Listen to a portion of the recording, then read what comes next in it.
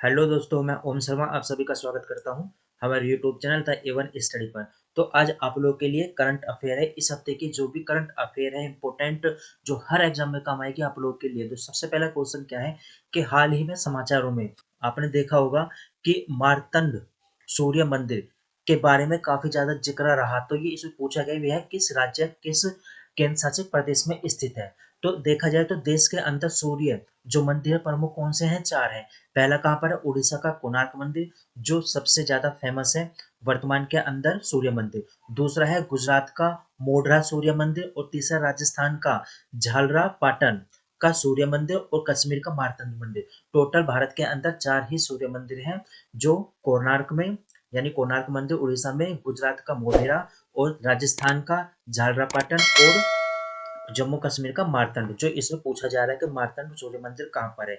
तो मार्तंड सूर्य मंदिर कहाँ पर है? जम्मू कश्मीर में है। और भारतीय पुरातत्व विभाग द्वारा इस मंदिर पर अब कार्य किया जा रहा है, इस मंदिर का सर्वेक्षण किया जा रहा है। तो 8वीं सदी में इसको किसने बनाया था? राजा ललितादित्य द्वारा, यानी ललितादित्य द्वारा इस मंदिर का निर्माण किया गया था, जिसमें गुप्त, चीनी, गंधार, रोमन, ग्रीक वास्तुकला, इन सभी की शैलियों का क्या मिश्रण दिया गया है, जो 3200 वर्ग फुट में फैला हुआ है।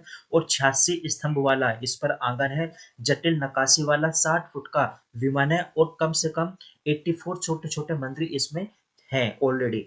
यानी 14वीं शताब्दी में इसको जो सुल्तान था जिसका नाम था सिकंदर शाह मेरे द्वारा इसको गिरा दिया गया था। अब इस पर द्वारा कार्य किया जा रहा है मंदिर के अंदर। आगे चलते हैं। हाल ही में समाचारों में देखा होगा ब्लैक क्राउड नाइट हेरोन का प्राथमिक निवास स्थान कहाँ पर है। ये इंपॉर्टेंट क्वेश्चन है, ध्यान रखना, किसी न किसी एग्जाम में पक्का पूछा जाएगा। तो इम्फाल के एक स्थानीय तालाब में ये मृत पाए गए हैं। ये छल्लेदार किशोर, इनके ऊपर क्या छल्लेदार होते हैं? Crown night Heron. ये चीन के बीजिंग में भी देखा गया है इसको।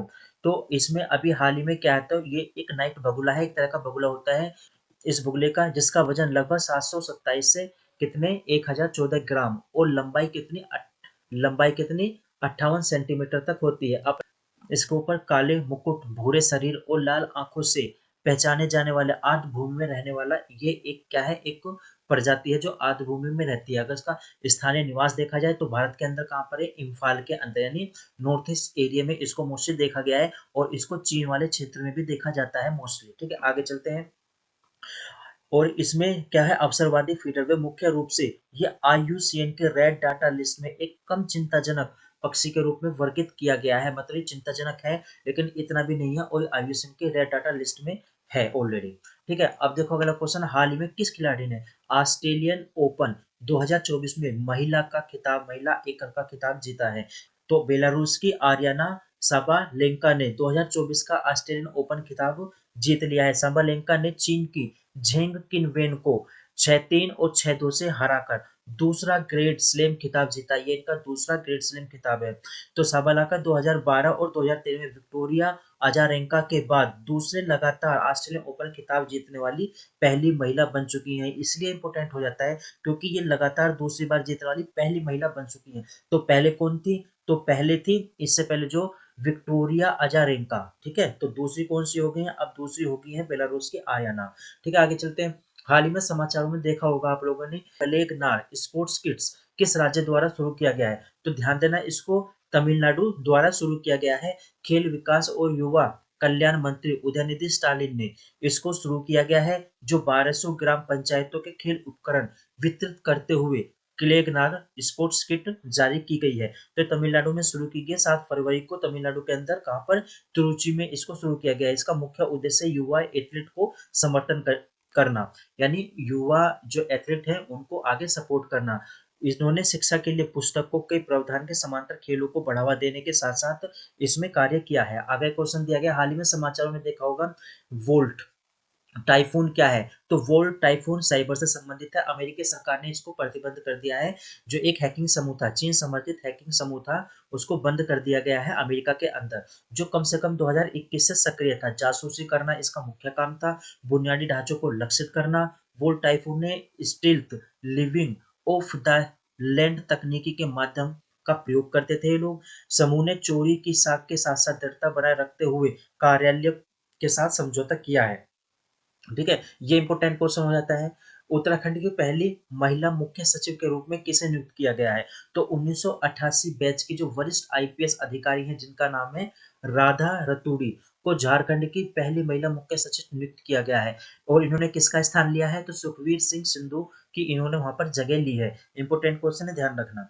ठीक है, आगे दिया गया है, क्या है एल्पेंगा घटना? अब ये एल्पेंगलो घटना क्या है, इसको हिंदुकुश जो पर्वत है वहां पर इसको कैप्चर किया है। अब ये क्या होता है, जब सूर्य उदय होता है और सूर्य अस्त होता है तब ये जाके दिखती है, जिससे पहाड़ों पर क्या होता है, ढलानों पर गुलाबी, लाल और नारंगी रंग जैसे ये दिखाई देता है आसमान के अंदर। तो एल्पेंगो के रंग सूर्य के कोनों और वायुमंडलीय स्थिति के कारण भिन्न भिन्न होते हैं। सूर्य के स्थान, प्रकाश, कोण, बादल, आर्द्रता और कोनों पर ये चीज निर्भर करती है। तो इसको वहां पर कैप्चर किया गया है। और कहाँ पर? हिंदुकुश के पास में। और हिंदुकुश कहाँ पे पड़ता है? एक पर्वत का नाम है जो पाकिस्तान में है वर्तमान के अंदर। ठीक है, आगे चलते हैं।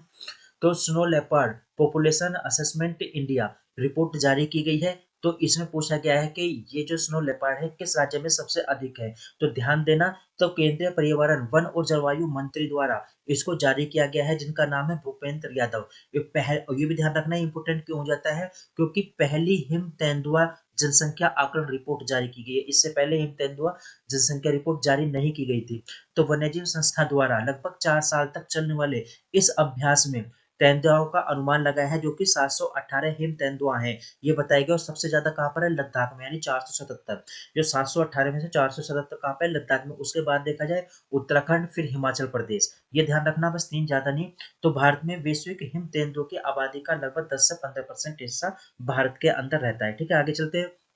हाल ही में समाचारों में सालेर किला, ठीक है, सालेर किला, शिव नेरी किला और पनहाला किला किस भारतीय राज्य के अंदर स्थित है?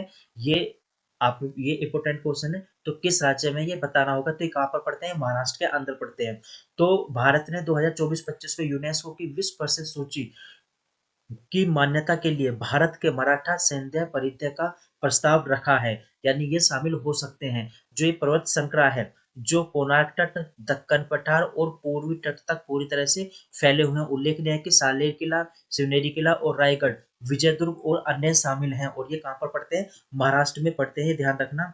तो 17वीं शताब्दी से चली आ रही मराठा सैन्य विचारधारा जो 1818 ईस्वी में पेशवा शासन तक जारी रही थी, ये उनके वहां पर किले रहे थे। अब इसको यूनेस्को की सूची में शामिल करने की बात की गई है भारत की तरफ से।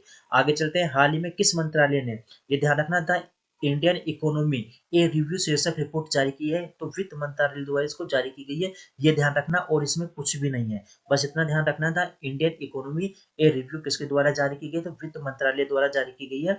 1 फरवरी को संसद के अंदर जो बजट रखा गया था, कुछ दिनों पहले इसको जारी किया गया था वित्त मंत्रालय ने। अब क्या है, 5 मंत्रालयों में से आर्थिक, राजस्व, व्यय, निवेश और सार्वजनिक संपत्ति और वित्तीय सेवा इसमें शामिल है। ठीक है, आगे चलते हैं। हाल ही में समाचारों में देखा होगा, रेटले जल विद्युत परियोजना किस नदी पर है? ये इंपोर्टेंट क्वेश्चन हो जाता है। रेटले जल विद्युत परियोजना किसी ना किसी एग्जाम में पक्का पूछा जाएगा। तो ध्यान रखना, ये चिनाब नदी पर स्थित है। ठीक है, हाल ही में जम्मू और कश्मीर में 850 मेगावाट रेतले हाइड्रो इलेक्ट्रिक परियोजना को गति देने के लिए सुरंगों के माध्यम से चिनाव नदी पर पानी को मोड़ने की घोषणा बनाई है। किश्तवाड़ा जिले में यह स्थित है और चिनाव नदी पर है, जो कि रन ऑफ रिवर पनबिजली परियोजना है। मतलब क्या, रन ऑफ रिवर, तो रिवर बहती रहेगी, उसके माध्यम से यह परियोजना बनाने का कार्य है। तो ये किसके एक संयुक्त रूप से उद्यम है, किस किस के द्वारा? तो रेटले हाइड्रोलिक पावर कॉर्पोरेशन द्वारा, जम्मू और कश्मीर राज्य पावर लिमिटेड कॉर्पोरेशन और national hydro electronic power corporation, इन तीनों का एक ही संयुक्त उद्यम है, ये ध्यान रखना। बस इसमें कुछ ध्यान नहीं रखना है, इतना ध्यान रखना है कि चिनाव नदी पर इस समय रेटले जल विद्युत परियोजना का निर्माण किया गया है, ये ध्यान रखना बस। हाल ही में समाचारों में आया, दारोजी स्लोथ भालू अभ्यारण्य किस राज्य में स्थित है? इंपोर्टेंट क्वेश्चन है। तो ये कर्नाटक में है। तो कर्नाटक के अंदर ये स्थित है, दारोजी स्लोथ भालू अभ्यारण्य। ये इंपोर्टेंट है, इतने ध्यान रखना है, इसमें और ऐसा कुछ खास नहीं है। भारतीय, नेपाल, श्रीलंका और समुद्र भूटान में भी ये देखे गए हैं। वे लंबे, झबरे, काले और घुमावदार पंजे रखते हैं। आईयूसीएन की यदि रेड डाटा लिस्ट में देखा जाए तो ये असुरक्षित रूप में वर्गीकृत है। ठीक है, बस इतना ध्यान रखना है। एक तो ये असुरक्षित है रेड डाटा लिस्ट में, और ये किस राज्य में पड़ते हैं? दारोजी स्लोथ भालू अभ्यारण्य, तो कर्नाटक के अंदर पड़ता है। ठीक है, आगे चलते हैं। हाल ही में खबरों में आया, आईएनएस सुमित्रा किस प्रकार का जहाज है? इंपोर्टेंट है। ये भारतीय नौसेना ने रेस्क्यू श्रेणी के, ध्यान देना, रेस्क्यू श्रेणी से संबंधित ये जहाज है जो कश्ती जहाज है एक तरह का। इसने अभी हाल ही में सोमालिया के अंदर पूर्वी तट से मछुआरों को बचाया था। गोया शिपयार्ड द्वारा इसको बनाया गया है और पूर्वी नौसेना कमान के तहत चेन्नई में स्थित इसकी प्राथमिक भूमिकाओं में इसका निगरानी करना, गश्त करना, बेड़े का समर्थन करना, ये सभी ये कार्य इसका मुख्य उद्देश्य है। ठीक है, आगे चलते हैं। निम्नलिखित में से कौन सा यानी माइटोकॉन्ड्रियल कोकिस एला इफेक्टर प्रोटीन का प्राथमिक स्रोत है? ये इंपोर्टेंट क्वेश्चन हो जाता है। शोधकर्ताओं ने हाल ही में भी क्या देखा? माइटोकॉन्ड्रिया कोकिस एला इफेक्टर एफ का अवनर किया है, जो ग्राम नेगेटिव इंट्रासेल्युलर जीवाणु कोकिस एला वर्नेटी द्वारा निर्मित एक एंटीऑक्सीडेंट प्रोटीन है। तो ये एक प्रकार का प्रोटीन का उत्पादन करता है। यह जो माइटोकॉन्ड्रियल कोकिस एला है, ये मानव स्वास्थ्य के लिए एक एंटीऑक्सीडेंट प्रोटीन है और मानव स्वास्थ्य के लिए ये बेटर है और उनको फायदा पहुंचाने का काम करता है। ये क्या काम करता है? प्रतिकृति ये क्या काम करता है? जो कॉपी होती है, कॉपियों से जुड़ी कोशिकाओं को क्षति और मृत्यु को रोकता है।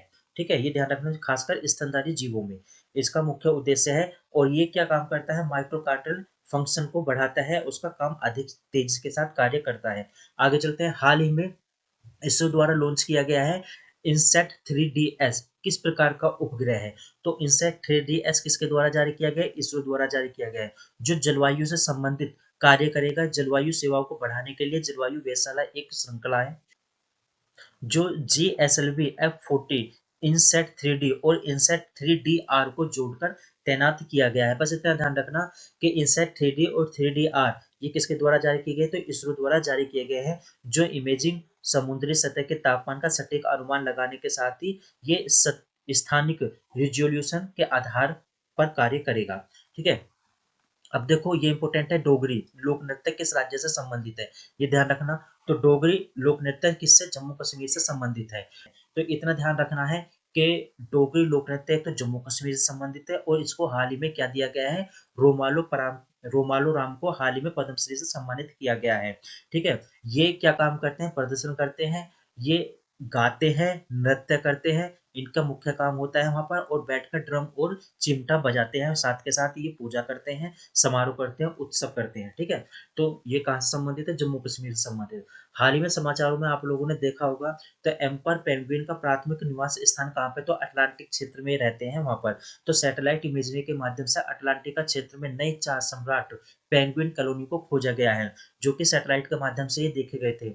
इन्हें ये प्रजनन के दौरान, तो इन्हें प्रजनन कब करते हैं? अप्रैल से नवंबर के दौरान करते हैं अटलांटिका समुद्र तट के किनारे। तो 66 डिग्री और 78 डिग्री दक्षिण अक्षांश के बीच इनकी कॉलोनी पाई गई है। बर्फ के अनुकूल इन पक्षियों का रंग नारंगी, पीला और काला और सफेद होता है। इनका माप लगभग देखा जाए तो 120 सेंटीमीटर और वजन लगभग 40 किलोग्राम तक होता है। ये गर्मी के लिए छिपने जैसे अनोखा व्यवहार प्रदर्शित करते हैं। 550 मीटर की गहराई तक ये गोता भी लगा सकते हैं समुद्र के अंदर।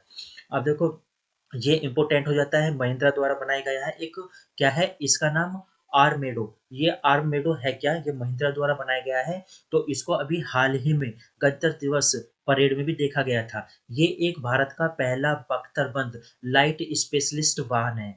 इसको महिंद्रा डिफेंस सिस्टम द्वारा डिजाइन और निर्मित किया गया है। यह आतंकवाद रोधी, ठीक है, विशेष बलों, टोही और सीमा गश्ती में भारतीय सशस्त्रों के लिए इसको बनाया गया है, जो काफी मजबूत तरीके से इसको दिखाया भी गया है और है भी। तो इसमें यह 1000 किलोग्राम भार क्षमता, B7 स्तरीय बैलिस्टिक सुरक्षा और 216 एचपी उत्पन्न करने वाला 3.2 लीटर डीजल इंजन है। आर्मोर्ड 12 सेकंड में कितना? लगभग 60 किलोमीटर प्रति घंटे की गति भी पकड़ सकता है, और जो 120 किलोमीटर प्रति घंटे की गति से भाग भी सकता है। ठीक है ना, तो ध्यान रखना ये महिंद्रा द्वारा बनाया गया है। तो भारतीय सेना में सूबेदार पद का पाने वाली पहली महिला बन चुकी है ये। तो ये भी इंपॉर्टेंट क्वेश्चन हो जाता है, किसी न किसी एग्जाम में पक्का पूछा जाएगा। तो ये एक शूटर है जिनका नाम है प्रीति रजक। इन्होंने अभी हाल ही में पदोन्नति प्राप्त किया हवलदार से होकर, अब ये पहली भारतीय महिला सूबेदार बन चुकी है। तो हमारे करंट अफेयर यहीं तक थे। कैसे लगे जरूर बताना, सब्सक्राइब करना मत भूलना। Thank you.